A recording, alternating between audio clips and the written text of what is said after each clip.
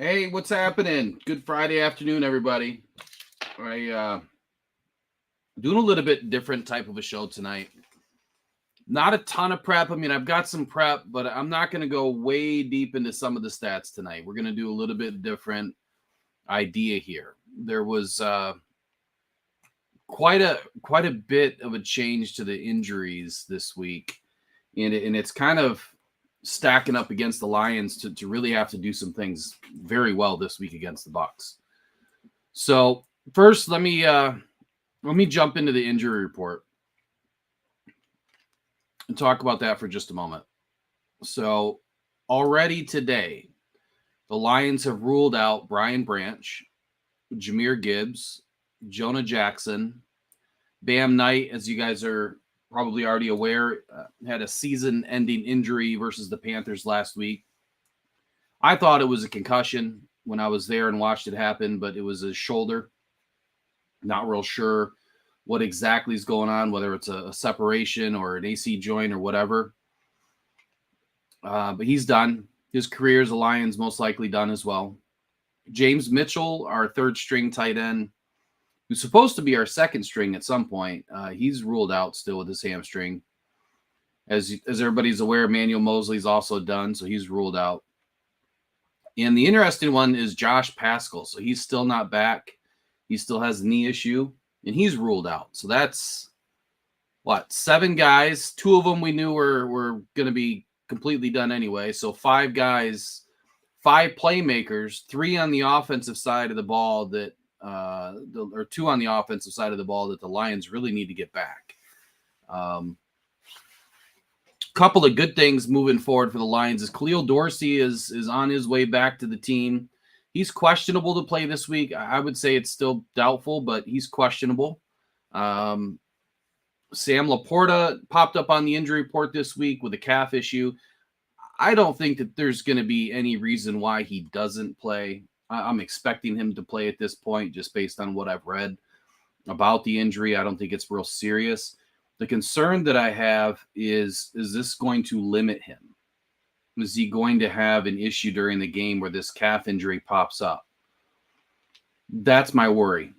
And you'll find out a little bit more as to why I'm more concerned about this injury than others, because Sam Laporta is going to be really needed on Sunday in a big way. And he should have a big game if he's able to play to his full potential. Not sure what's going on with Teddy Bridgewater, but he's on the non-injury related personal exempt list or personal list. So NFI, not football related. Not sure. If it's personal, it's none of my business anyway, right? Taylor Decker, he'll be in. Frank Ragnow, he'll be in. And it sounds like Amon-Ra is going to be back. He's full participant the last 2 days. So that's great news. The bad news on the other side of the ball with the Bucs, and give me just a second. I got to make sure I'm doing something different with the live stream too. We have to do it on YouTube, and then we have to share it. And the reason why is I'm having a lot of issues with the chat, and I don't want it to continue. So I want to make sure I'm getting to everybody's chat and getting everybody involved in the show. This is a fan interactive show, so we want people to jump in and communicate with us, share their ideas, share their opinions. We're going to read it. We'll talk about it. Hopefully here in the next week, we're going to have people jumping on the show live and, calling in. That's still a feature that we have to add. Just give me just 1 second. I'll share it to this one, and we'll be ready to roll.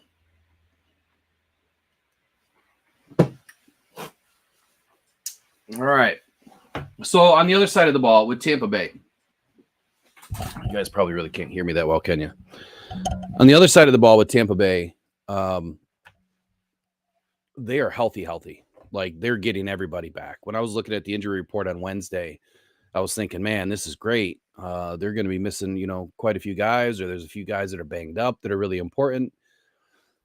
Well, based on what I'm seeing today, they're getting everybody in. Jamel Dean, Sovachia Dennis, Mike Evans, Luke Godecki, Elijah Cansey, Ryan O'Neal, Anthony Nelson, Derek Pitts, Devin White, Shaquille Barrett is the only one that's still questionable, and Levante David. They're all full participants.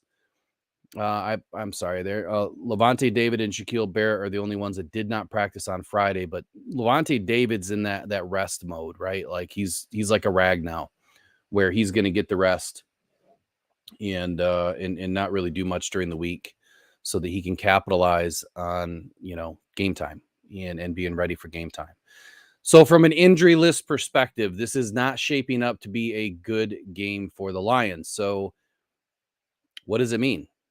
What do the Lions have to do? Well, I can tell you what it means straight away, and that's, are we deep? Are we going to be deep enough, to run with these guys and be able to, still line up and make plays happen? Is Goff going to have enough weapons? Is he going to be able to stay clean? Is the defense going to be able to, hold down Evans and Godwin? So these are all the questions that we're going to try to answer tonight and try to go through, a lot of the things that I picked out that I thought were important, but it's going to be a little bit different. So game day forecast for Sunday, it's going to be high of 80 in Florida, Tampa Bay, low of 67. It's an afternoon game, so sun's going to be hot. 24% chance of rain, 81% humidity. That's another cause for concern for the Detroit Lions. But I mean, look, they've had a very blessed season so far, playing in perfect weather or inside domes. And when you look at their schedule, I want to say there's only 2 or 3 games on the entire schedule where it's either outdoors or in potential bad weather. The Lions have a very good schedule from a weather standpoint, game day condition standpoint. It doesn't get much better than that. Wind shouldn't be an issue, though. And that's good for Goff and for our kicker in case we have to kick some field goals. So great day for weather in Florida. So we'll kick it right off. The Tampa Bay Bucs, man, they're 3-1. Lions are 4-1. They have each rushed out to a first place, spot there in their respective divisions, and they're going to meet and collide on Sunday at Raymond James Stadium. It's kind of a clash of who's going to rank higher in the NFC, right? I mean, that's what this is all about. You've got 2 out of the 4 teams that are in first place going up against each other, so they're seeking that next level up on the rankings for next week. Whoever wins this game is definitely going to move up if there's anywhere to move. Detroit, hey, we're seeking our first NFC North title. We haven't done anything since the Central Division, right? And that's what we're looking for. So we've won 12 of our last 15 games, dating all the way back to last year. So we're doing the right things. The ship is, it's starting to turn around in the right direction. The Bucs, they were former division mates with us for a long time. This battle dates all the way back to the Black and Blue days, and they're trying to capture their 3rd straight NFC South crown, and we're going to be there to hopefully put the stop to it, right? At least for next week, or at least for this week. So how do these teams stack up? Well, that's the question that we're all trying to answer after the injury report came out, right? What do the Lions have to do to win this game? And I can tell you, it's not going to be easy. The Lions rank 6th in the NFL on both sides, offense and defense right now, in terms of total yards. So yards, put up and yards allowed. The Bucs are 11th on defense and 22nd on offense in the same, style of metrics that we're looking at. And then with the help of NFL Next Gen Stats this week, we're going to look kind of at each team and where they might have an advantage on Sunday and Sunday only. Or said another way, where they're, going to be trying to stop each other on Sunday based on the tendencies and the trends from week to week so far throughout the season. So the first thing I want to start with is efficiency in the passing attack.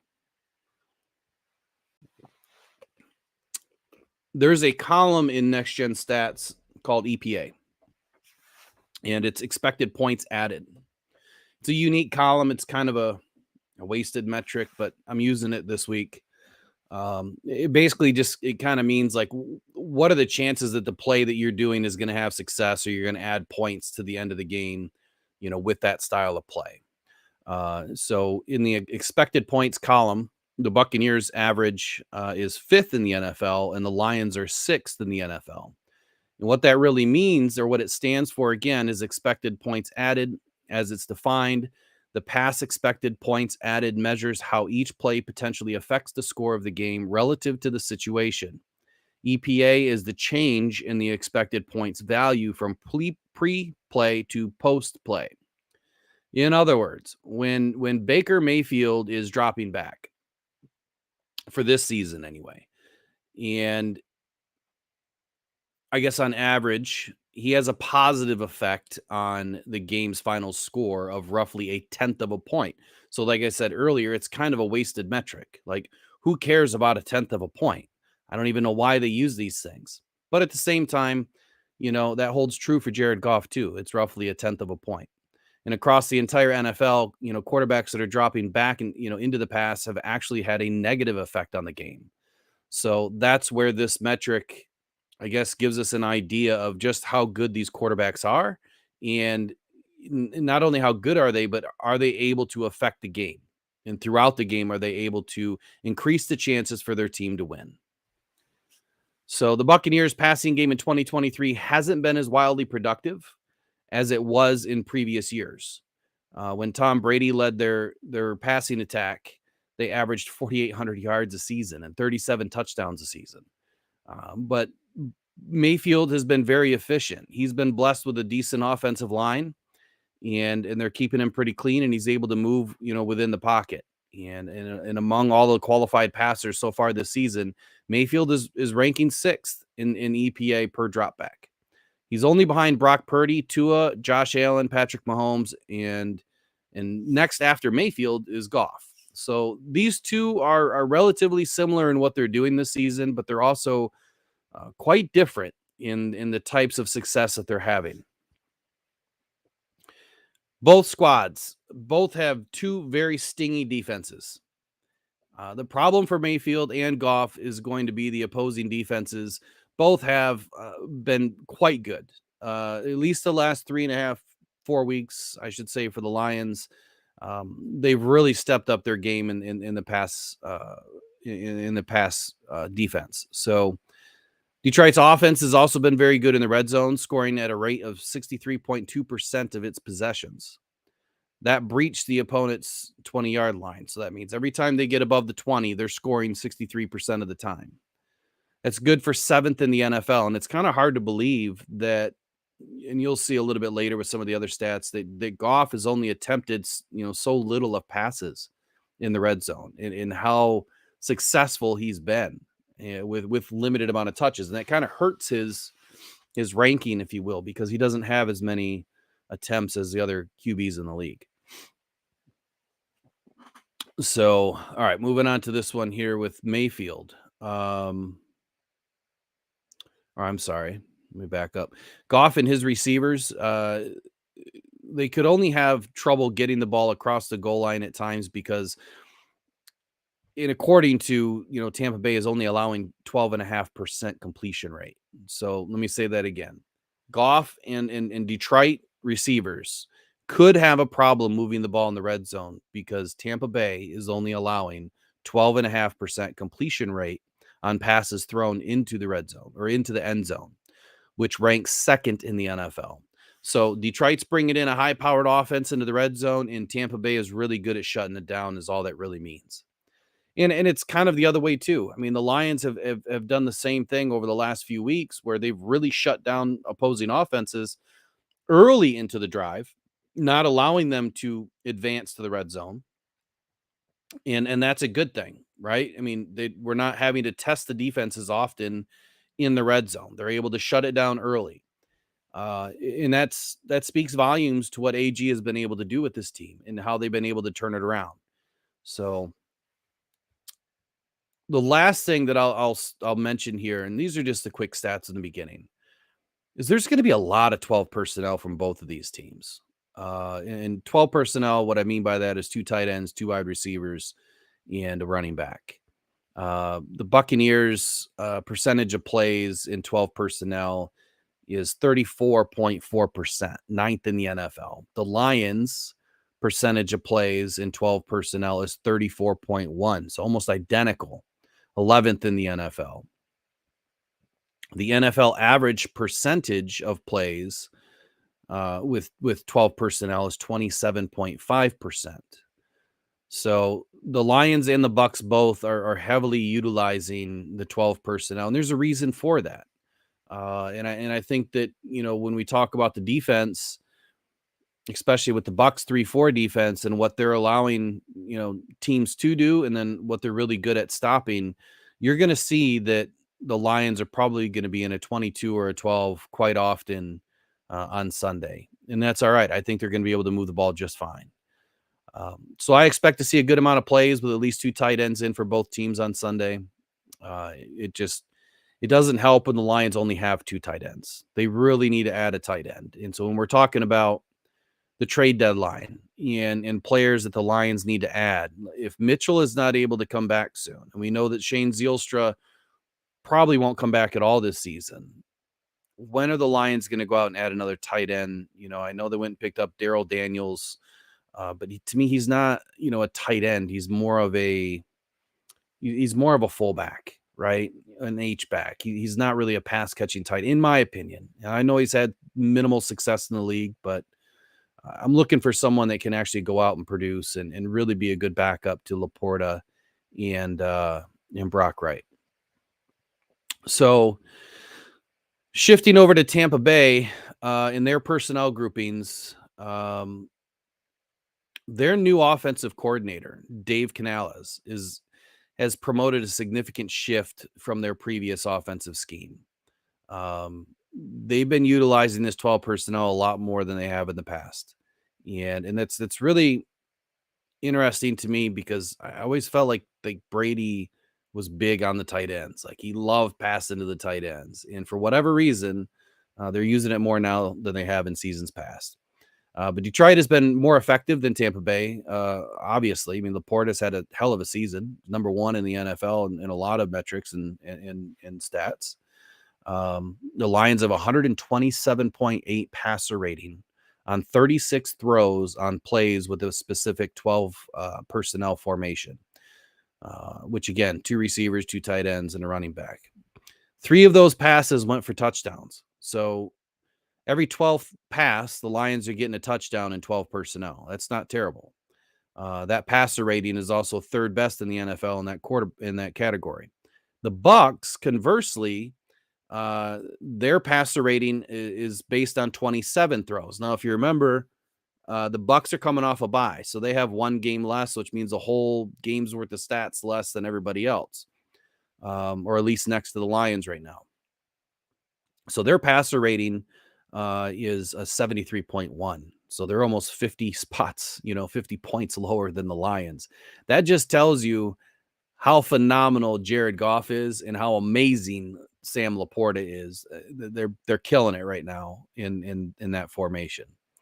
And the Bucs haven't been able to score a touchdown yet in the 12 personnel. So I think that if you were to, look at these 3 points, right? Lots of 12 personnel from both sides. Excuse me. It's cold in Michigan. I'm cold. My studio's cold. My nose is running today. So I apologize. Just bear with me today. I don't have the heater on. I don't know why. So if you look at these 3 points, right? Lots of 12 personnel, 2 stingy pass defenses, and very efficient passing attacks on both sides of the ball. So it's going to really depend on what defense shows up. If the Lions defense shows up from the last 3 weeks, they're going to win this game, and it might not even be close. If the Seattle defense shows up, we could be in deep trouble. The problem is this Lions defense, I hate to use this term, but I have to, is this Lions defense the bipolar defense of 2022? Are they going to rear their ugly head and drop off the face of the earth for a game or 2 this season? Last season, it was like half the season. Or is this defense finally figuring it out and finally maintaining, who they are as an identity for the rest of the season? That's the question that they have to answer this week. They're going up against a good team. I don't think they're as good as everybody else is making them out to be, the Tampa Bay Bucs. I really don't. I think that they're paper tigers. On paper, You know, they're a good looking team, but when you really start to break down some of these stats, I don't think they're as good as advertised. And I hate saying that right now because I really feel like this game could go in either direction. It's either the Lions by a lot or a very tight game that the Lions could lose. All right, let me take a quick break on that. And then I'm going to jump into the chat and see if it's actually working tonight. Hey, guys, let me know. Do you normally watch this on YouTube or do you catch it on Facebook? So, what I was saying earlier, I don't think anyone was in yet, is now it's going to be streamed just through YouTube. I'm going to share the links to the Facebook. If you'd kindly tap the link on YouTube and then subscribe to the channel, it would help us with our analytics and it would also help us with our chat because we're having a lot of issues with the chat that's linking to the Facebooks and the Twitters and the YouTube, and they're just not jiving together. So that's how we're going to try to run it from here on out. And I would appreciate it if y'all could help us. We've got 17,000 people in our groups, and I've got like 140 subscribers on YouTube. We need to change that. So I need your help. All right, Hatter's House, you were in. You've been a loyal one for a while. Lions by a million, he says. Man, I hope. I hope that they go in and just completely squash the Bucs. I really do. And thank you. I see that you prefer YouTube. That's great, man. I appreciate it. So, talking about Raymond James Stadium, I had the opportunity to go there when I was 15 years old. And, quick story here. I was in a state champ marching band in high school, and I was the state champ trumpet player, #1 in Michigan. So I got an opportunity. I was invited to go down there to Florida, and when we marched during the University of Michigan bowl game, I think it was a Citrus Bowl or something like that, and I think it was versus Arkansas in 1995 Razorbacks. So I got to march and meet all the players and had a good time. So what an amazing stadium, though. I mean, the cannons, the fireworks. I mean, you name it. They did. It was a different game because it was a bowl game, but excellent game, excellent time. Love the stadium. So, all right. Hatter's House says that we learned our lesson in the Seattle game. I hope so. I really do. I hope that the Lions don't rear that head again and have a bad day here against Tampa Bay. This is a game that I feel like it could shape up to be that way. It could go in either direction, especially with the injury report today. I'm not super excited about it.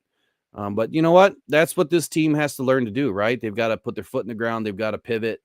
And they go forward, and they've got to figure out a way to win.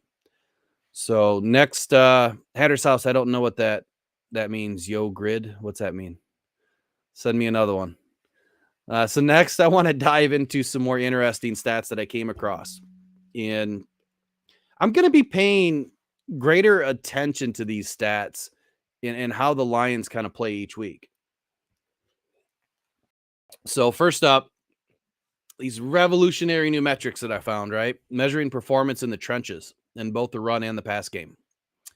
Lions Syndicate, hey man, how you doing? Nice to see you. Nice to see you jumped in. Appreciate it. Lions Syndicate, other channel. I got to move my camera. Lions Syndicate, other channel is Gridiron Blitz. I'm not real sure. I know they have the Detroit something other channel. Post it up there, Lion Syndicate. Let me know what the other channel is so I can tell people about it. Sorry, back to these stats here. These stats are really going to tell us a different story than I guess what we're seeing on the field, right?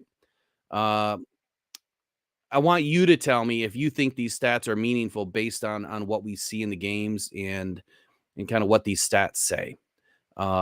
Keep this in mind. Number one, the Lions have one of the best run defenses in the league with opponents not able to gain more than 69 yards on average per game on the ground. Number two, they have been getting sacks in bunches and stopping the pass as well. The Bucs supposedly have this fearful defense and an offensive line that are going to make this a tough game. The offensive line I sort of believe in. They're actually pretty damn good. The defense I'm not so sold on. But we're going to talk about the pass rush, the run stop, pass blocking, run blocking, win rates for each team. And I think that these are critical points for us to kind of absorb and talk about and understand a little bit to how our Lions team is doing and how opposing teams could present problems for us in the future if they're actually a little bit better.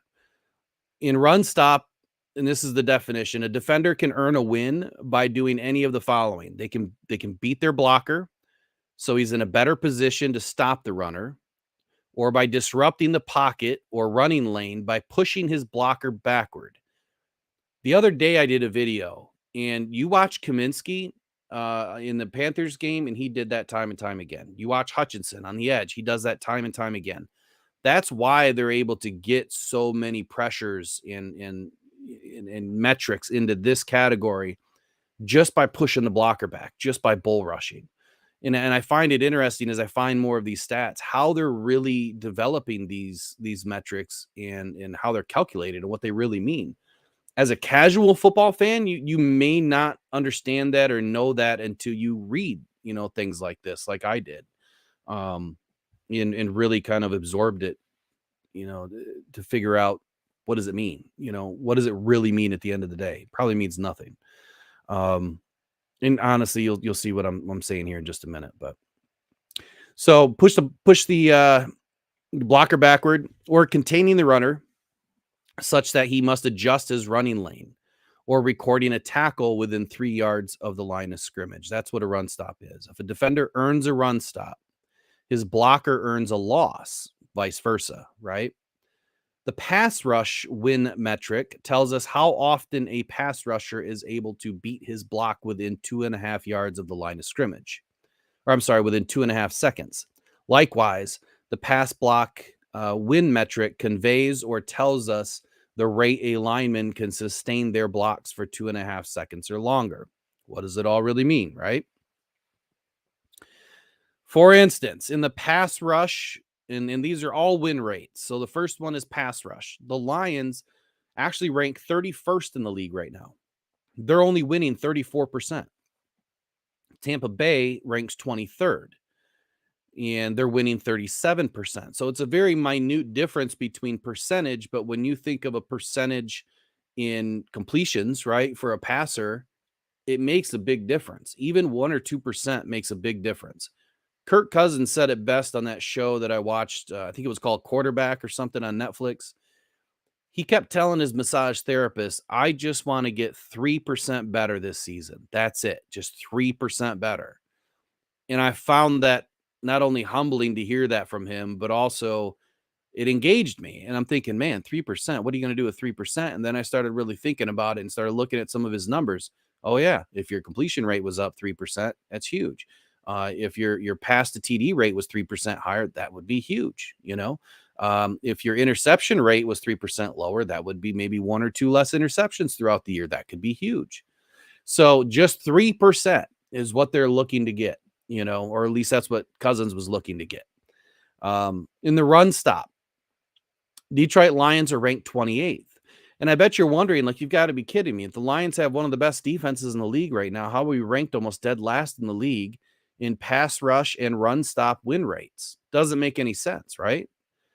Tampa Bay supposedly has a great defense too, just not against the run. They're ranked dead last.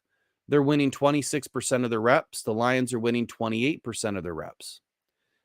On the other side of the ball, right? Pass block and run block win rates. The Lions offensive line is ranked 11th in pass and 20th in run block. Tampa Bay is ranked 18th in pass and 32nd in run block. The dinger should be going off in your head right now when I say that. They shouldn't be able to run the ball. Tampa Bay's offensive line is horrid in run blocking, not just with this metric, but some of the other ones that I have too.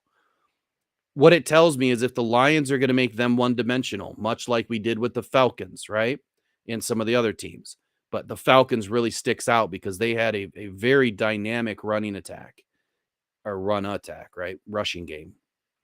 They shut it down completely.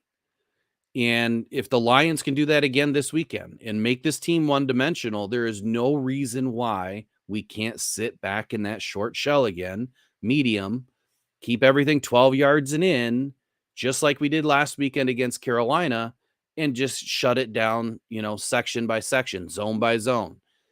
That's how the Lions can have a big-time success this weekend against the Bucs. shut the run down. They already suck at blocking for the run. So it should be, a no-brainer here. The Lions should be able to be successful and be very effective. Before I move on to some more stats, let me jump back to the chat and see what everyone's saying here. Well, I don't see any more. So anyway, tell me what you guys think in the chat here.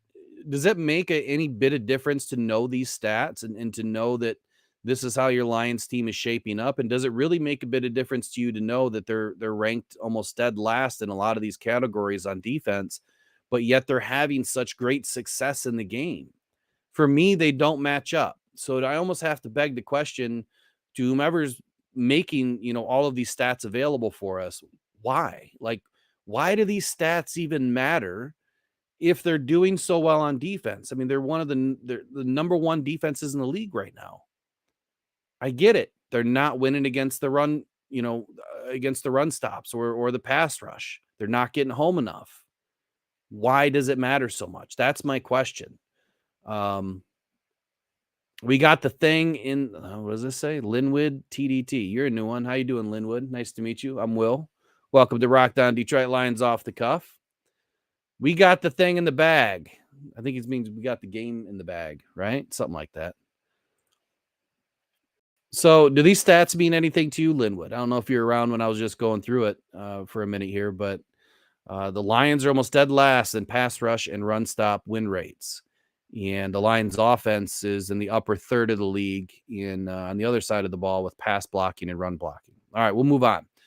So a couple more stats here. How does this match up to what they're really doing on the field? The Lions, they've got 14 sacks, 59 pressures, 61 blitzes, 26 hurries, 18 quarterback knockdowns. They've done all that with being darn near dead last in the league in their percentages.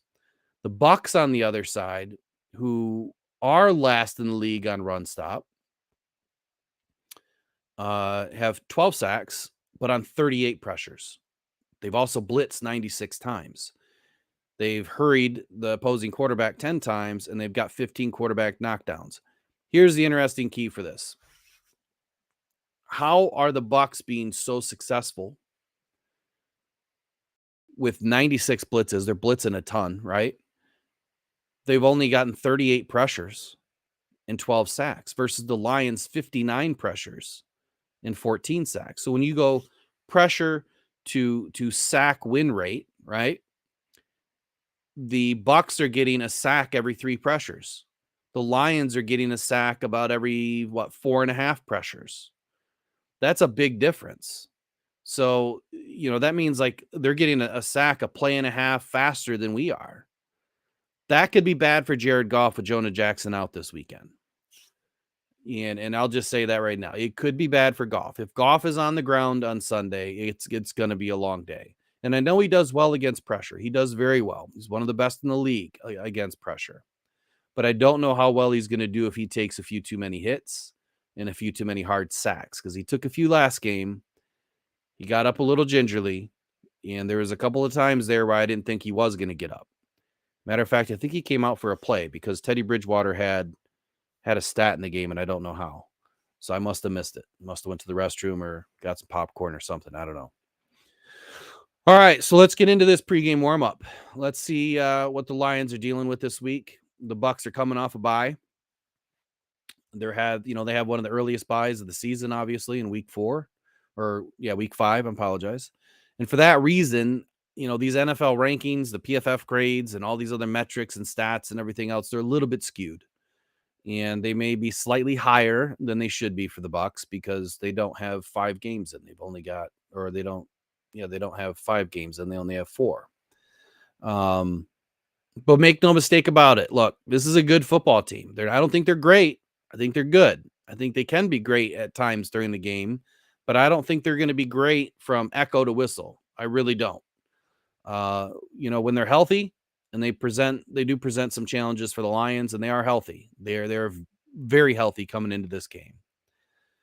I'm not as sold on the Bucs being this great team as some of the other analysts out there. Many of the other insiders, all those 3, 4, and 5 letter media brands and beat writers seem to think that the Bucs are the biggest test for the Lions in the biggest test they faced so far.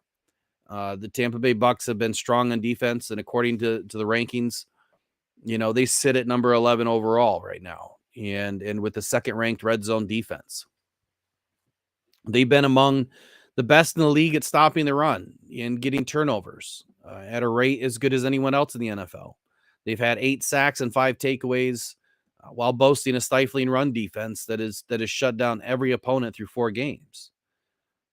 But to the surprise of many, I believe, the Tampa Bay offense was rock solid in the first couple of weeks as they posted up over 20 points in each game. The issue I think that the Lions are going to have in this game is the Buccaneers wideouts. They're a strength on this roster, but they only have 2, Mike Evans and Chris Godwin. They're one of the top duos in the NFL. Russell Gage, he's a fine third option, but I just don't see him being somebody that the Lions really need to worry about. And then you have Cade Otton, who's had some nice performances as a rookie, tight end last year, but again, I don't see him being a huge threat in this game at all. So then they had their bye week in week 5, and they've had some extra rest. Like I said earlier, this Bucs team hasn't faced an elite team until they faced the Eagles defense in week 3.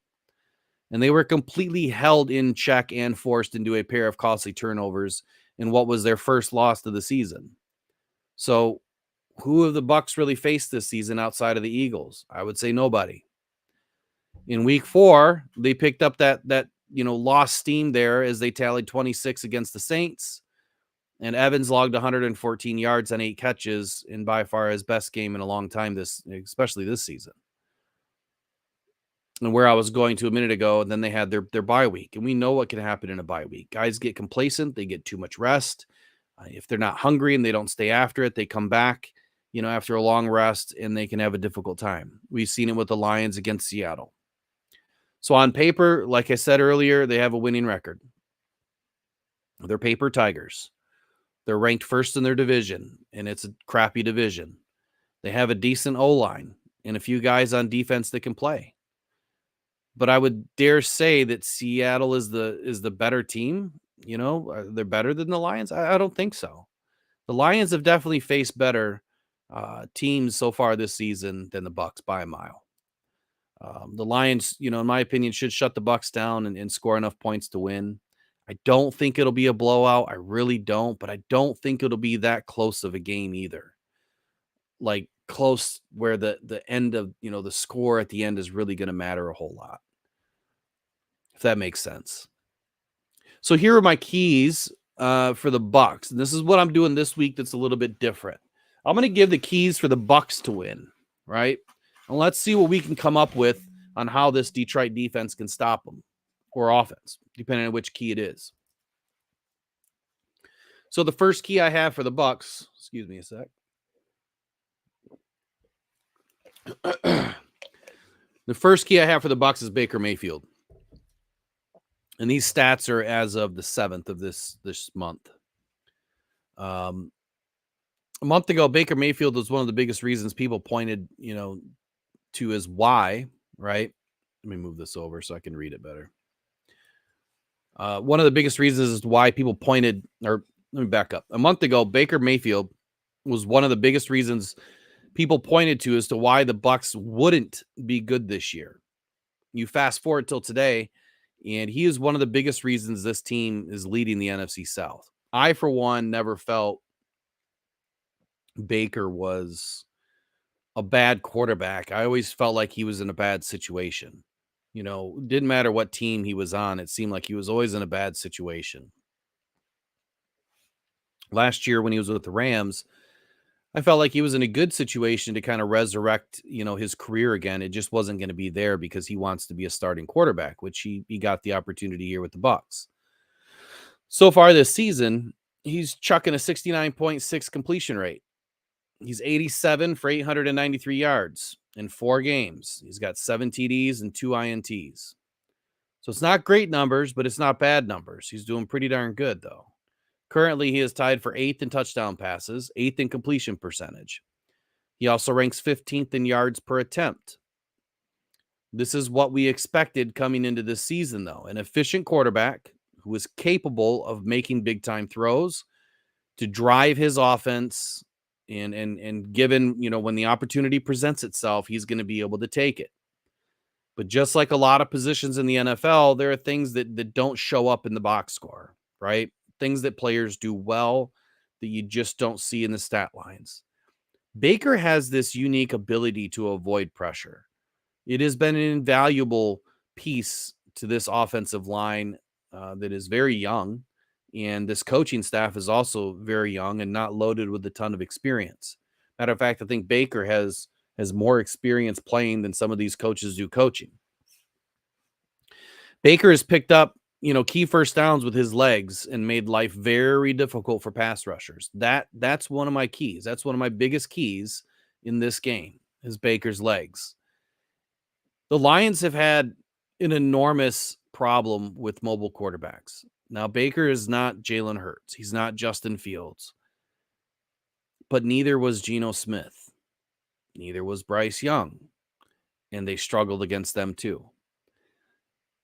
Baker, I believe, can move a little bit better than Geno Smith can. I'm not saying he's faster than him. I just think he moves better than him. I feel like he makes, quicker decisions and pulls it down and does what he needs to do. And Baker's bullheaded. I mean, let's just call it for what it is. That kid doesn't want to lose a rep. And I'm not saying Geno does, but I just feel like there's a little bit more of a feisty nature in Baker. He's got a lot to prove. And he wants to prove it every snap. He's got a chip. And I guess that's probably what I was going to say next too, is this kid's playing with a huge chip. I mean, he was a castaway in the NFL. All he wants to do is play. He wants to show everybody how big of a mistake they made. So, again, the biggest knock on Baker has been his acceptance by the team or the ability to command a locker room. And look, ever since he's been in the NFL, I don't believe I don't believe that's really been the case. I don't believe it's been the case in Tampa for sure. I think his leadership has been excellent from what I've read, from what I've watched. And I guess as it's, been reported by Tampa Bay beat writers too, that he's really close with his teammates and commands respect from his teammates, and he is a good leader. So to Baker's credit, again, he's playing like somebody that we know all too well, Amon-Ra St. Brown. In a sense, he's pissed off, right? He's got a huge chip on his shoulder for the way he's been talked about, discarded, disrespected, cast away, often referred to as a problem child, or the problem period, or the QB that never will while in Cleveland, right? His mentality has been embraced by the entire team. And the Buccaneers fan base too. They love him. So I might even go as far as to say that, he has become the heartbeat of this offense from a leadership perspective. And I think that the Lions fans know all too well what it means to have a guy like that in your locker room and on your team, and how infectious this type of energy can be. We have it. We have it with Amon-Ra St. Brown. We have it with other guys on this team for the Detroit Lions. And I just see that that's being, another major key to this game for the Bucs. How do the Lions overcome it, right? How do they get in front of it? How do they stop it? How do they check Baker, and not allow him to create with his legs? Number one, it all starts on the edge. Aiden Hutchinson has to get his containment, and he has to stay there. And if you noticed in the last game, and I apologize, I didn't do a better breakdown this last week, but if you noticed in the last game, I saw something out of Hutchinson I've never seen before.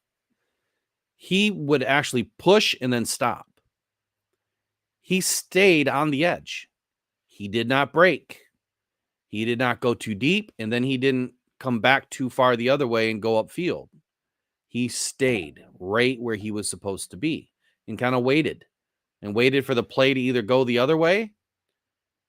And when the play was away from him, then he would move somewhere else. But just maybe go back and watch a few clips, on the defense, or maybe I'll find some and post it. But when I seen that happen, that was a growth moment for Hutchinson, that he didn't just keep going upfield and get past the quarterback to where the quarterback could then leak upfield the other direction. So that's a big growth moment for Hutchinson and this defense, because if he stays home more often, these running quarterbacks aren't going to be able to run as often and be as successful as they have been. All right. I don't see anything in the chat here. I hope it's not screwed up again. Shouldn't be.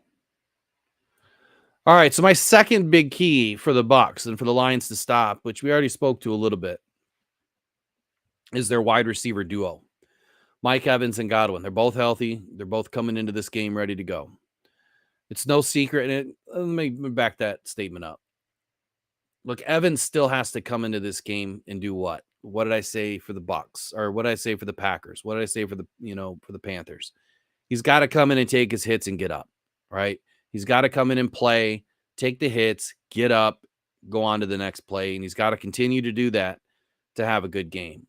When these guys come back from injury, it's no secret either that when they come back from injury, that they have to kind of relearn, their legs again. They have to get everything underneath them again. They have to feel comfortable again. They have to run a route again against live action, not just their own teammates that are being soft on them. They have to go against live action and get smacked a couple of times before they feel like they're okay. Or when they're hearing footsteps coming across the middle of the field, that, they're willing to take the hit or they're not. Mike Evans is one of the best to do it. So, and again, it's like I said, it's no secret. He's a solid receiver. Everyone knew, what to expect from the top of this depth chart. Mike Evans is one of the best to do it in the NFL. Chris Godwin has been an all-pro player in the past. Together, these two make one of the best pass-catching duos in the NFL. I know there's been some Lions fans out there hollering to go out and sign him. It ain't going to happen. There ain't no way in heck that Tampa Bay is going to give up Mike Evans. I know he's on the downside of his career with age, but there's just no way that's going to happen. But after those two, things get a little dicey here with the depth chart. Between Trey Palmer, Devin Tompkins, and Raheem Jarrett, these three guys had proven basically nothing in the NFL so far. Two are rookies, one drafted in the 6th round, and one is undrafted. Nothing against being undrafted or 6th round pick. We've seen those types of players blossom into wonderful, wonderful players for the Lions. And the other one is an undrafted free agent from last season. So those three guys I'm not worried about. I think that our DBs are going to handle them just fine. But being in a 12 personnel means that we're going to see Mike Evans and Chris Godwin the majority of the time.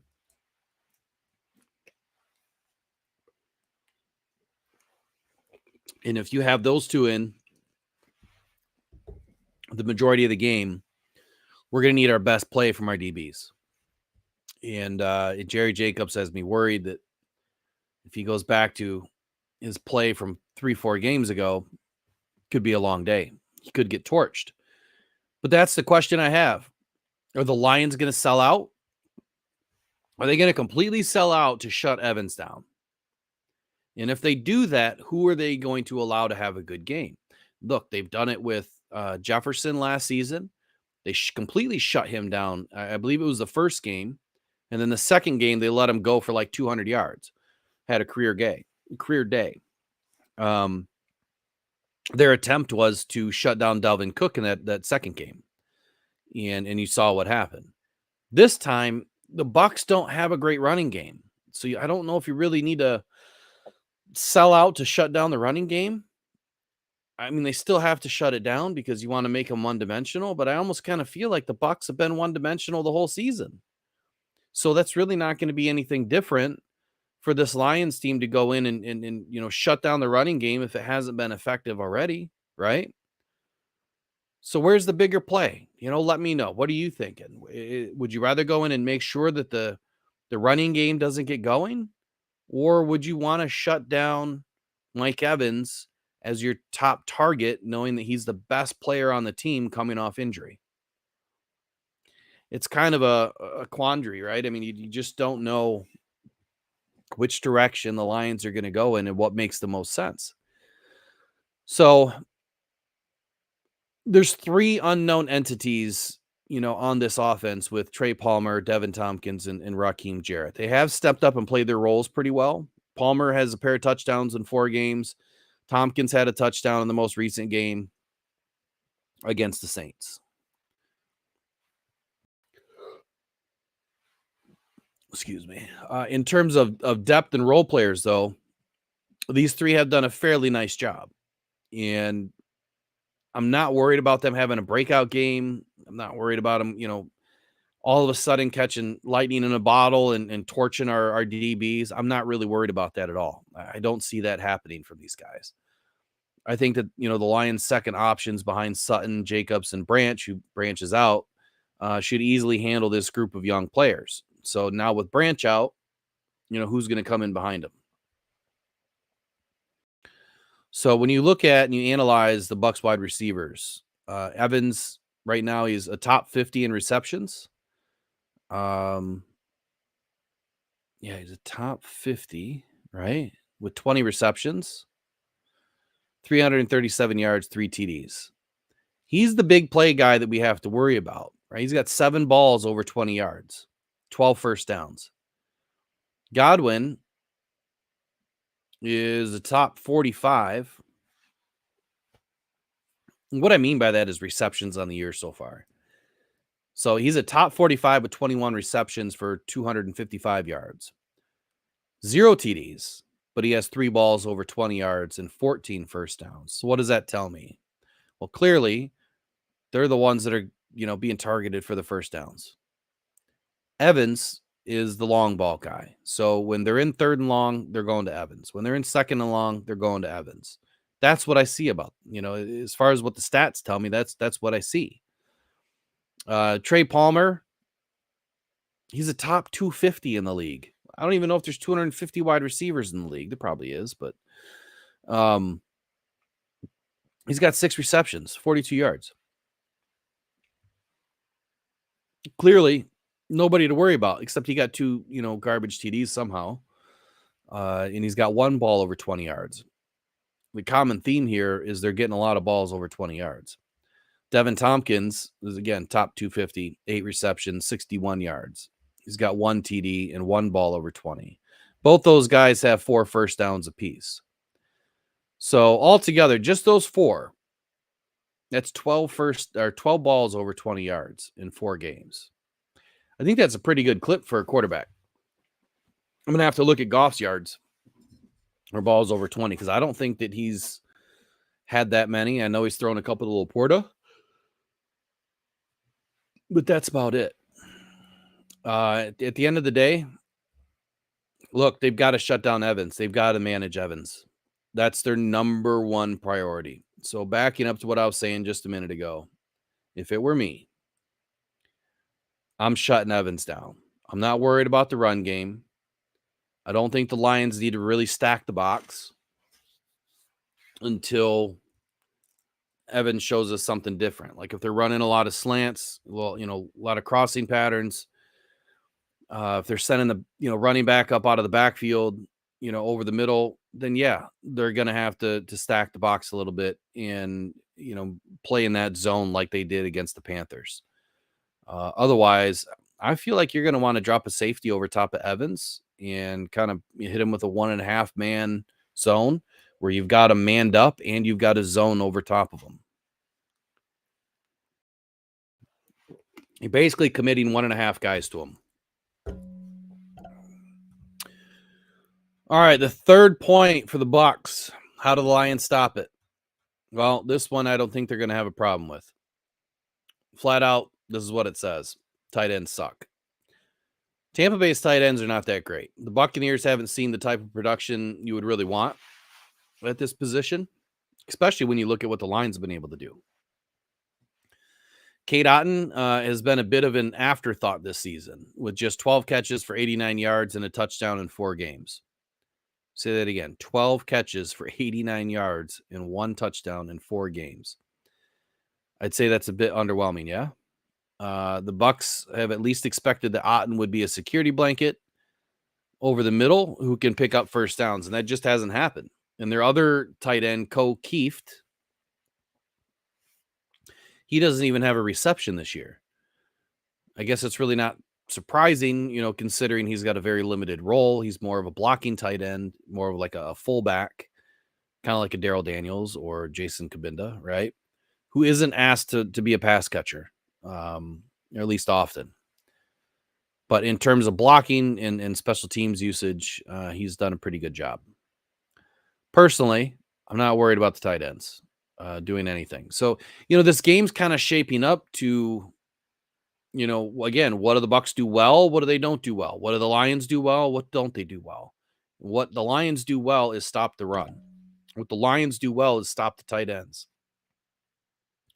They have not done extremely well at stopping the wide receivers. They've been better than average, I think, at least over the last few weeks. So again, if it were me, you want to shut down Evans, right? That's the number one priority. Do you really think that the tight ends and the running backs for the Bucs are going to beat you? I don't see it happening. So this is why, I went this direction with this show as I wanted to show, what the Bucs are doing and how the Lions, can stifle it, right? As opposed to going the other direction on what the Lions do well and how they can beat the Bucs. Look, I think that we can beat the Bucs offense pretty handily. I really do. It's the question is, can the Bucs beat our offense? That's the big question. But before we get there, next up is offensive line for the Bucs. And there is some good offensive linemen on this team. And I was a bit surprised when I was going through their stats to see what I saw. Before I jump into that, though, see if there's anybody in the chat. You guys aren't sending me any love tonight. What's going on? Need some questions. I didn't do questions tonight. I probably should have, but I didn't do questions tonight. I'll take your questions, though. So the offensive line for the Bucs are ranked 10th per PFF. The Bucs have a new starter at every position from last season, which is insane. I'm going to say that again. The Bucs have a new starter at every position on the offensive line, including their center now because of an injury. So this line has been a huge reason why the Bucs are winning games and why Mayfield is having success. Again, it's no secret, guys. I mean, quarterbacks do well, even average quarterbacks. And I know what you're going to say because you say Goff's an average quarterback. No, it's not what I'm saying. But quarterbacks do well, or average quarterbacks can do well behind an elite offensive line. Goff is an elite quarterback. He just so happens to have an elite offensive line, albeit we're switching guys in and out consistently already this season, and he's having to play with different formations on the offensive line, which is testing us a little bit. But hopefully by the end of the season, we'll be able to dial it all back in and put all of the starters back together. That would be great to have come week 15 or something. It'd be good to have everybody all back at least. Love to see it before then. But if it doesn't happen until then and we're rolling and we're in the playoffs, and I'm happy with that too. So the Bucs offensive line, again, they are ranked 10th per PFF. And they're really winning a lot of games, as they're ranked third in pass blocking efficiency. After these, 5 weeks, really, they've only had 4 games. But their PFF grade as a whole is a 76.3 in pass blocking efficiency. That I feel like is going to give the Lions a headache on Sunday. I don't think that, because what I started with, right, the pass rush win rates and the run blocking win rates, the Lions are like dead last in pass rush win rate, which means they're getting pressure, right? They're rushing the passer, but they're not getting home. They're not winning. You can push guys around all you want. If you're not able to get by them, or if you're not able to push them into the play and disrupt the play, you're not winning. You're not changing the outcome of the play good enough.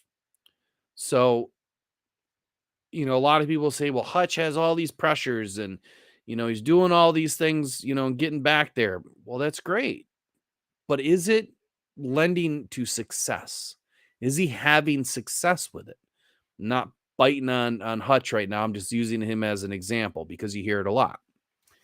So how is this going to hurt the Lions? I mean, they're so good at pass blocking, but they are extremely bad at run blocking. Their run game is a totally different story. One of the worst run blocking lines in the league. And this makes zero sense to me. It would drive me nuts as a coach of an offensive line.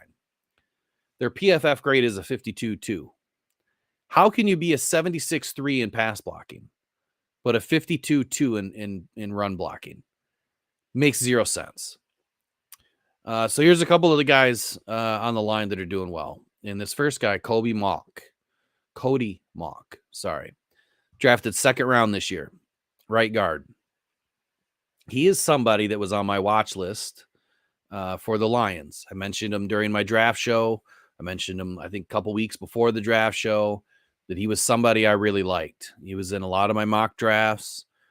And he would have been a great option. He just got taken too early, I think, for Brad Holmes, to make a reach or something for a Cody Mauch. But he really could have been used this season, because we're already seeing that the Lions needed to take a guard to fill in for Vitae, and we know the Glasgow is not the option for next season. So we could have used this kid. But clearly, anyway, the Lions didn't. That being said, he's been a bright spot on this line in pass blocking. He has a grade of 73.1. So overall, this team is a 76.3, and he has a 73.1 in pass blocking as a rookie, right guard.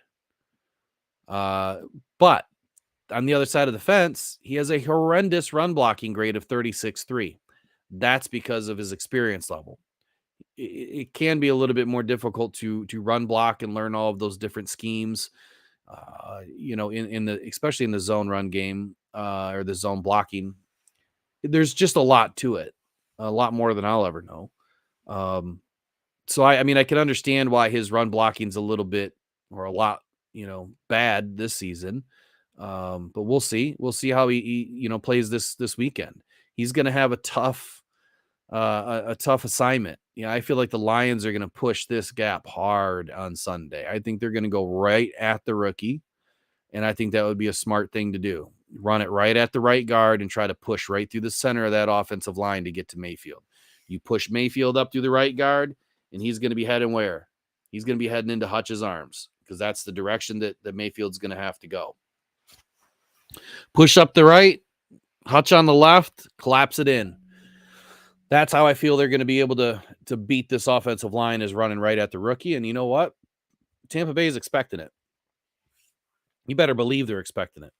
But it doesn't really get much better for them, at the right tackle. They only have a second-year player, Luke Godecki, who moved to his natural position this season after he was forced into playing left guard last season.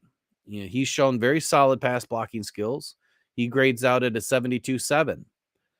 But again, less than stellar in the run blocking with a 66.3. Now, look, if the whole offensive line was blocking, in the 60s, that would be great. But they're not. So lastly, the next guy that's really having a great season so far is Tristan Wirfs. This guy is as dominant as they get. He is a superstar left tackle. Tristan Wirfs is grading out as an 83 overall. A staggering 88.4 in pass blocking. He also has the highest run blocking grade for the Bucs O-line at 75.2. So what's this mean? Here's what it means to me. It means that this line, if they're going to run, right? If this offense is going to run, they're going to run off of Tristan Wirfs' side. If they're going to run screens, if they're going to run counters, if they're even going to do the short dumps, 0 to 5 yards, I feel like they're going to go off the left side a lot. Do you put the Lions' best defender over Tristan Wirfs? For me, I don't think I would. I'm not AG, though. I'm not as smart as AG is, so I don't know what he's going to do until Sunday. But I'll tell you this. If it were me, I would accept my lumps and put my worst defender over Tristan Wirfs, and then I would put my best defender on the right side of the line and attack. Attack from the right side. Do what you can on the left. Attack from the right. Put an extra DB over on the left side so that you can close up the gap, right? Pick up anything that they're trying to do over there. But if you rush them from the right side, why not do it with your best overall guy? I think Kaminsky, can have some success on this defense when he's put into the right position. And I feel like if we put Kaminsky up against Cody Mock, and then you put Hutchinson outside of him, those two on the same end, even though it's something we don't really see a whole lot of, I think they could have some success with that. I doubt we'll ever see it, or at least this weekend, but I've seen crazier things from this defense, so we'll see. So again, this is my fourth point. Offensive line for the Bucs, man, 10th in the league. It's crazy to think that the Lions are better, right? And they are, and they're a lot better. But this is a very dominant offensive line in the pass blocking scheme. Not so great in the run blocking scheme. So I think the Lions are going to be able to shut down the run game, no problem. I just don't think that they need to make it a point of emphasis this weekend, because the running backs haven't had much success all season. And I feel like they should pay better attention to what Mike Evans is doing. And if you can get them more one-dimensional, that's going to be the way to do it. And that'll also limit the play action pass. So next thing up, and one of the last things for the Bucs here is their running backs. This is a quick one. Look, sorry for your luck, man. They're just not that great. The numbers haven't been pretty at all for this group. Their starter is Rachaad White. He currently ranks 24th in rushing yards, but 41st in yards per carry. And that's a product of the offensive line, right? I mean, the offensive line's not getting pushed. They're not able to block and create holes and create openings, for these running backs to get through. So with the offensive line having the struggles that they are, and now going up against, if not the best, one of the best run defenses in the league, I expect the Lions to completely dominate the stat lines here and shut down the run game, like I've been saying all night. So again, I said this earlier, unless the Lions completely sell out to shut down Evans and Godwin, here's my prediction. The Bucs will not have more than 75 yards on the ground via the running backs, and they will not have more than 95 yards all-purpose on the ground for the entire game. That's my prediction for the running game and for this Lions defense. And I'm going to stick with it. I think that the Lions will be able to hold true to that. Here's some offensive ranks and stats for the Bucs. Points per game, they're ranked at 20th. Passing offense, 14th. Rushing offense, 25th. Total offense, 22nd. Third down conversions, they're ranked 6th. They're doing a good job there. Red zone scoring, they're ranked 20th. Sack percentage, they're ranked 2nd. And that's going back to what I was saying earlier. Mayfield's legs are a big key to this game. He's avoiding sacks. He's avoiding turnovers. He's able to, make plays when there is no play. He's able to extend plays. So you've got to bottle him up any which way you can. And there's a couple of ways to do it. You either get a very effective pass rush, you shut down the run and make him one-dimensional, or you really load up and shut down Evans and Godwin, and you get real sticky, and you give that defensive front an extra quarter of a second so that they can get in and get Mayfield. The Lions are going to need to get some sacks this weekend. I'm a little cautious in saying that they're going to get a bunch. I really just don't see it happening. If the Lions were to get 3 sacks this weekend, I would be excited. I would say that would be a really good game for them. Really solid game for them. They might only get 1, just like the last game versus Bryce Young. They struggle with mobile quarterbacks. Now, we haven't gotten gashed yet this season, right? We haven't let up a ton of yards on the ground, but we struggle at getting sacks because the quarterback is able to evade and get for a couple yards or get back to the line of scrimmage. And they kind of squirt out of all those little holes that the defense is opening up and sending guys through. And, I think it's just going to come with more experience and more time, working together in that defense and then how they're reshaping that defensive line to figure out how to bottle these guys up and continue to work as a hive that, that they've been doing this season. So Bucs defense is the 6th point. And again, I don't think it's any secret that, it will be an important, extremely important for the Buccaneers to eliminate our play action, right? If Goff has any time at all, he's going to dice them up. If the running game gets going early, the Bucs can forget about it. I don't care how good their defense is on paper. We have too many weapons. We shown everybody in the world last weekend that we didn't need Gibbs, and now we have Williams back. We need Williams to step up in this game. And in order for this Bucs defense to have success, they are going to have to limit us on 2 of the 3 areas that we're playing very well in. Running game, if it gets going, you're not going to stop it. If the running game gets going, play action gets going, you can't stop it. If the play action and the running game are both going, the passing game is wide open, you can't stop it.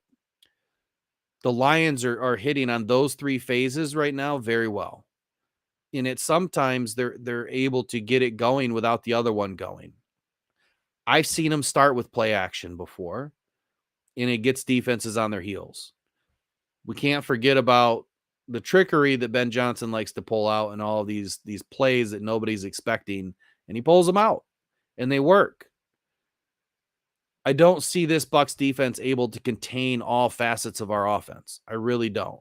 I think that if you limit us in any one direction, we're going to elevate the other 2 directions that we're able to, go in pretty easily. So,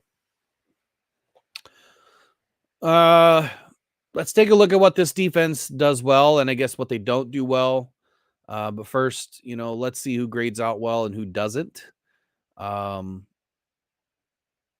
Something interesting I just wanted to share with everybody, the PFF rating system, it kind of works like this, right? If you're graded out, kind of over 80, you're pretty elite. If you're between, 75 and 80, you're really, really, really good. If you're under 75, but, above a 70, you're a hell of a starter. Once you start getting below 70, I think things really start to drop off, at least from what I've noticed. And what I'm seeing here was quite interesting. I did not expect these guys to grade out as poorly as they did. But the lowest graded players for the Bucs so far is defensive tackle Mike Green. He's a 39.9. Defensive tackle Logan Hall, 46. Jamel Dean, somebody actually who I liked, and I wouldn't have minded the Lions going out and targeting somebody like that this last offseason, 46.7. Outside linebacker Anthony Nelson, 50.4. And another outside linebacker, Yaya Diaby, 50.7. So none of these guys are in the 60s or the 70s or the 80s. The highest graded players, safety Antoine Winfield, he's a problem.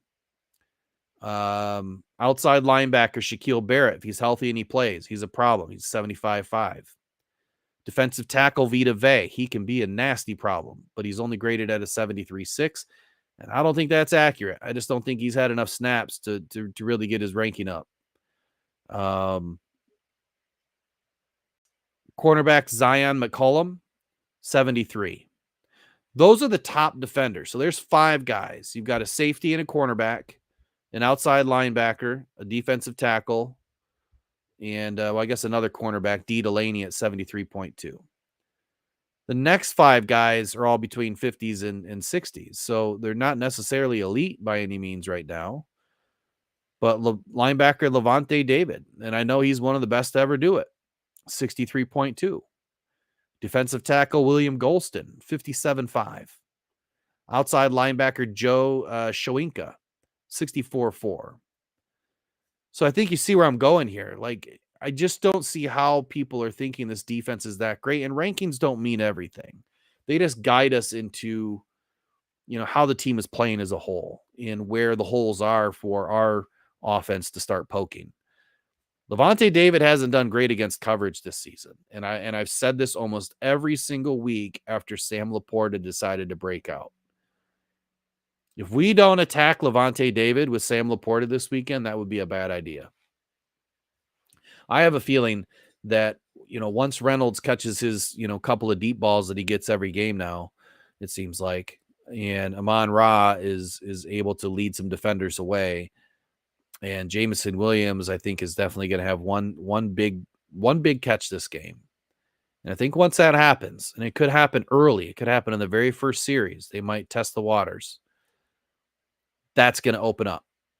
It's going to open everything up. And that's where Sam Laporta is going to eat. Again, I'm hoping that Sam Laporta is healthy. I really don't understand what's going on with his calf fully. But that's going to be a huge opportunity for him to have another big game. I've called all of his games pretty close so far. Look, if Laporta's healthy, there's no reason why he can't put up another 70 yards, 5 catches, maybe 6 catches. But I don't know if he's going to get a TD this game. I don't know if this is a high-scoring game. Robert Fournier, hey, good to see you back in the chat, my friend. St. Brown also. Yeah, St. Brown, he's playing, right? So he should be in. And he should have a good game. I'm expecting him to have a good game. He's had plenty of rest. St. Brown doesn't take time off. But, against the Panthers, he really didn't need to play. So, the reason why I went through some of these stats tonight is because I look at these guys. I look at the players. I look at what the Lions can do. But when I look at a defense, and you'll hear me talking about production versus stats, you've got guys that are stat guys. You've got guys that are producers that don't really show up in the stat line. And then you have a head coach like Dan Campbell that really doesn't care about stats. He cares about production. If you guys are producing and they're working together, right? And I know I sound like a broken record. And you're working like a beehive. I call it a hive defense. And you're all working towards the same goal, which is to win the game. Doesn't matter who gets the sack. Doesn't matter who gets the TFL. Doesn't matter who gets the interception. They'll all come. Win the game first. First and foremost. Nobody cares about any stats when you're holding up the Lombardi trophy. Not one person cares. So, all right, we got a new person in. It says, what's up, everyone? Purple Rain 247. Nice to see you in the chat, man. Welcome to Rock Down Detroit Lions Off the Cuff. So I came across this kind of an article, if you will, and it says, not all sacks are created equal. And I wanted to read this. I almost wish I could just share it on the screen tonight, but I'm not going to. But it talks about, an NFL player that had a bunch of sacks. Beasley, he sacked quarterback 16 times. But 8 of those sacks were either unblocked or cleanup sacks that owed more to somebody else flushing the quarterback towards where Beasley was than did it him beating a blocker to make the play. And the reason why this is important is because it talks about the PFF grades, right? And how PFF comes up with their grades and why, we're seeing a Detroit defense doing so well on the field, but their pass rush and run stop win rates are pathetic. So what this basically is saying is, even though you had 16 sacks, well, 8 of those came because the guy from the right side of the line pushed him to you. Case in point, I'm not calling out Hutch. I'm just going to use him as an example. Washington game is rookie season. He got 3 sacks, right? 2 of those sacks happened because one, Carson Wentz just kind of backed up into him, I believe, on the first one. It might have been the second, but I think it was the first. And then the second or the third one, I believe it was Kaminsky and somebody else was pushing Wentz into Hutch, where anybody could have been credited with the sack. There was like 3 or 4 guys on Wentz all at the same time. And that's what this is speaking to, is it's saying like, those were cleanup sacks or, the quarterback was flushed to you. You didn't make the play. So when you hear about me saying that I want to see our defenders create a play, change the field, right? Change the game through making a critical play on third down, right? Whether it's getting an interception like Hutch did last week, or it's getting a sack on a third and long, and it's, the tail end of the fourth quarter and you're only up by 2 points and they're about ready to kick a field goal. And now you back them up into, where they're not able to kick a field goal anymore. and it's 4th down, and then you go in and then you stop them and the game's over. Those are game-changing moments, right? Those are moments where you can go and win a game. That's what I want to see out of our guys more often. Look, I love the way they're playing as a defense. But when I say I want to see a game-changing moment, or when not all sacks are created equal, or pressures matter, but they really don't matter, it's because you can have all the pressures you want. If you're not getting home, there's a problem. You can have all the sacks and all the stats you want. If you're getting it in garbage time, it doesn't mean anything. If you're up by 20 and it's the 4th quarter and you're getting a bunch of sacks, or you're getting some interceptions, or you're getting a bunch of running yards, or whatever the case may be, you're throwing bombs all, 4th quarter and racking up a couple hundred yards like Bryce did at the 4th quarter last weekend. He wasn't throwing bombs, but you know what I'm saying. He was able to get a couple hundred yards passing because the Lions let loose, right? They just kind of stood back and didn't want to get hurt. Just played the game out. Bend but don't break. That's what I mean by this. And it coincides now with what I've seen with PFF, that, they agree that not all sacks are equal. There's a different score for a sack. But I'll read this. All pressures, matter. All pass rushers are trying to sack the quarterback, but even the best will only do so on or about 3% of their snaps on the field. Hits and hurries combine with sacks to form a much more robust picture of total pressures generated. So hits and hurries are combined with sacks to form a much more robust picture of total pressure generated.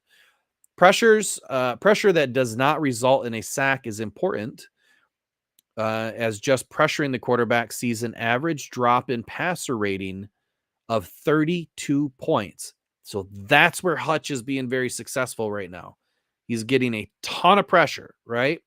That means that a quarterback that's got 100 passer rating is dropping all the way down to a 68, or at least that's the average, by getting pressure in his face. So that's the benefit of having pressure. Now, the reaction or the cause of the pressure is getting the sack.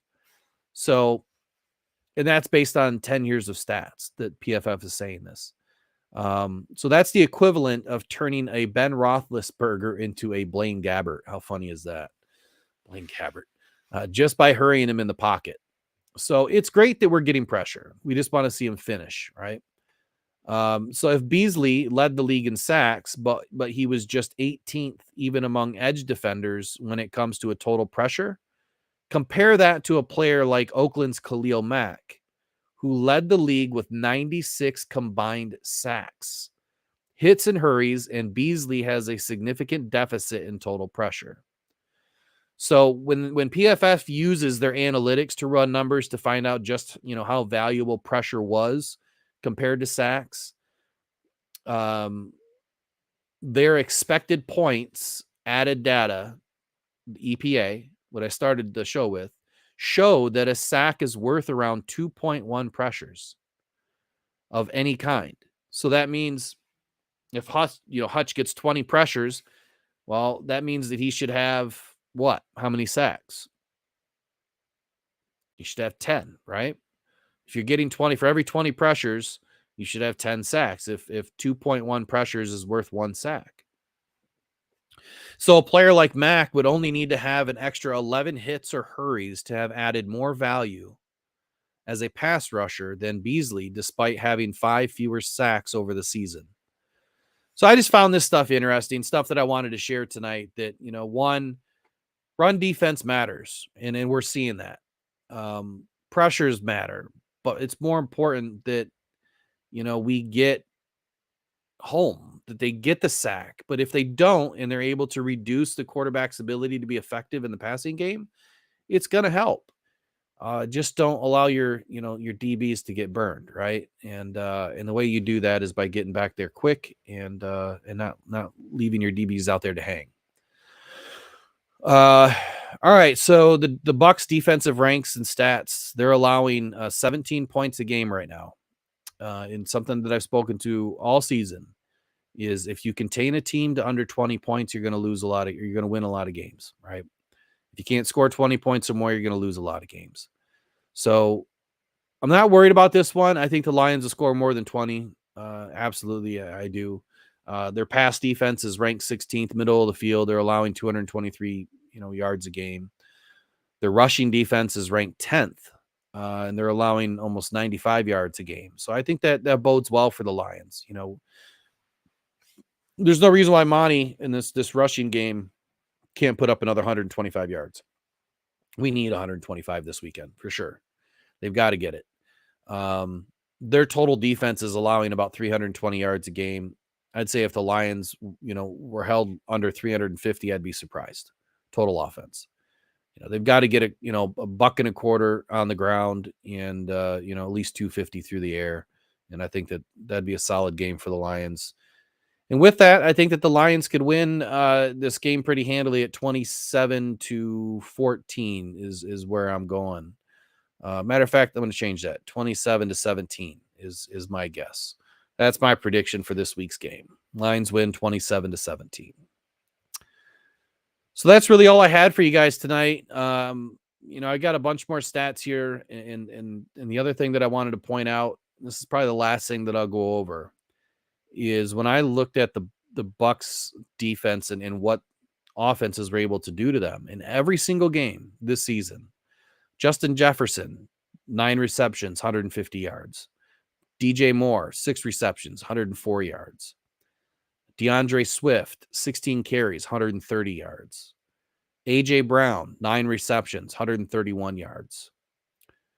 The key, though, is not one of those guys got a touchdown. Not one. Bunch of yards, no TDs, no end zone. Why is that? And I think it boils down to the red zone defense. So the Lions are going to have to be very particular this weekend. They have not been very aggressive outside of the red zone. We're not seeing a lot of balls tossed from the 30-yard line to the end zone. And that's probably the only bad thing I would say about Ben Johnson is that he's not aggressive enough downfield. I feel like we're more aggressive when we're between the 30s, if that makes sense. Like once we get north of like the 30, 35-yard line, they will chuck it 20, 25 yards down the field more often, and get to midfield. They might chuck it another 15, 20 yards. But it's like right when we get to an opportunity of where we can score with a single pass, they dink it and dunk it and run it, as opposed to tossing it to the end zone. Now, last week we scored in like 3 pass plays. Well, 2 pass plays and a long run. I want to see Ben Johnson dial it up, from the 40-yard line and in this weekend. I want to see him dialing up some longer pass plays to, either get us down to the end zone in a hurry or, tossing it into the end zone from a little bit further distance out than just the red zone. They've got a good red zone defense. So let's not let the field get short on us, right? Let's take advantage of the field at the 35, the 30, and the 25-yard line and toss it into the end zone. Catch them off guard, because right now they're thinking that we're just going to do what we've been doing and allow the field to get short on us and continue to bring it into the red zone. Let's attack from outside the red zone. It's one of my biggest keys for the Lions to win this weekend. Attack from the outside.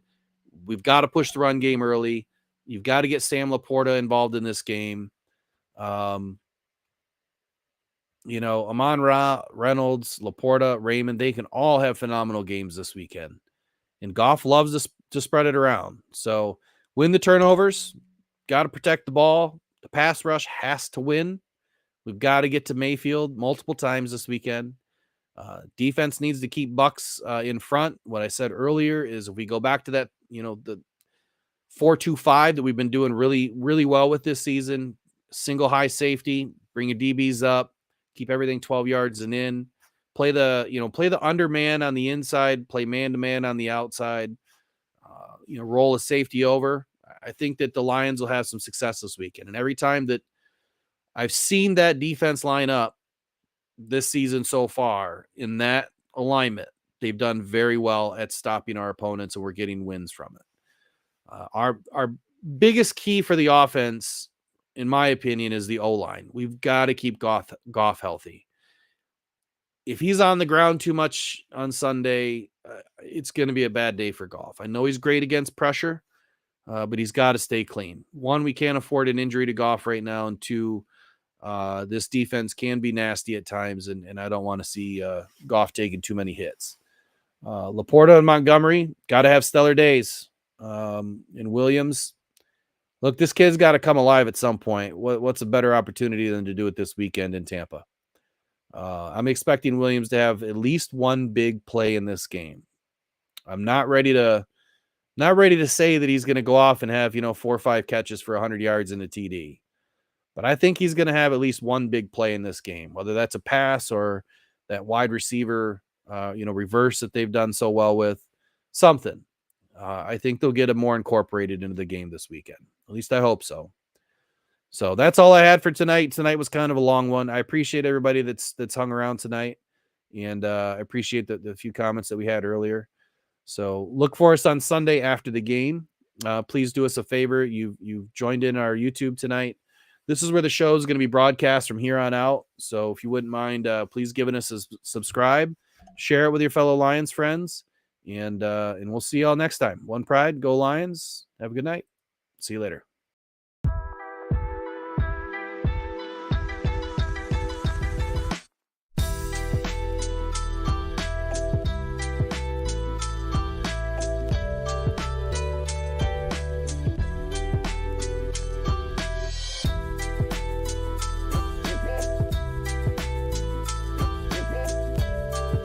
So, we look like we're ready. But this is day one.